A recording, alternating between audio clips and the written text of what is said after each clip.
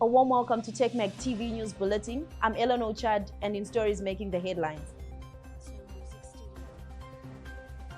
Hwange power station breaks down, leaving Zimbabwe in the dark.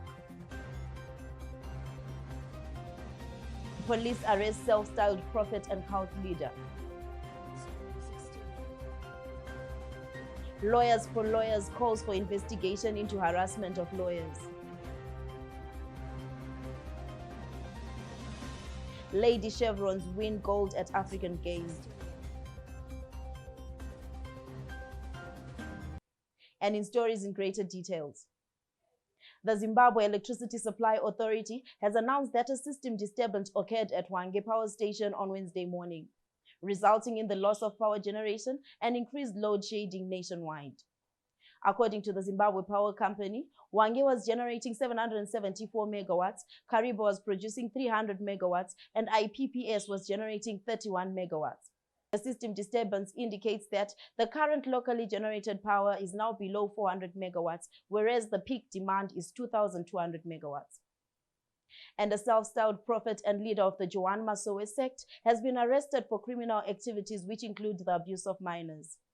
In a statement yesterday, National Police spokesperson Assistant Commissioner Paul Nyati said the sect leader Ishmael Chokurongerwa, 56, was arrested alongside with his church members. Nyati said the arrest followed a raid by police at the Lily Farm in Nyabira on Tuesday.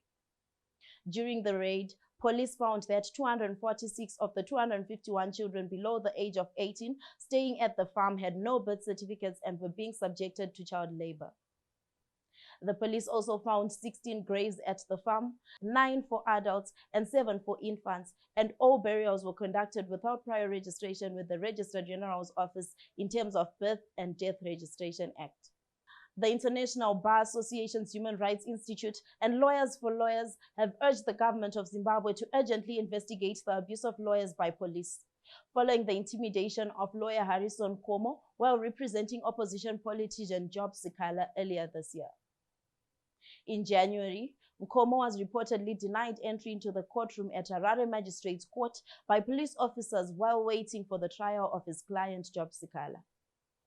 Police at Harare Magistrates Court pointed a firearm at Nkomo despite him having identified himself as a lawyer, leading to protests by Sikhala's other lawyer, Jeremiah Bamu. Following a lengthy delay, Nkomo was allowed entry into the court to represent Sikhala. The group said that the government should urgently initiate an investigation into the harassment of Nkomo to ensure accountability for police abuses perpetrated against lawyers or undue interference into the work of lawyers in Zimbabwe, including their criminal prosecution on improper grounds such as nature of cases in which lawyers is involved. And now in sport. The Zimbabwean senior women's cricket team clinched the gold medal at the ongoing African Games by defeating South Africa in the final of the inaugural Women's T20 cricket tournament.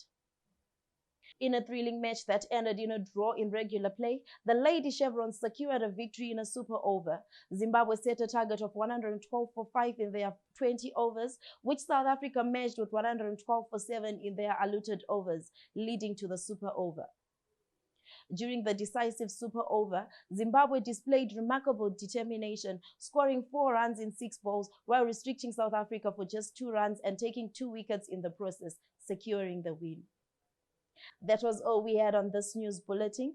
For more of these stories, do follow us on TechMag.tv. Thank you for watching.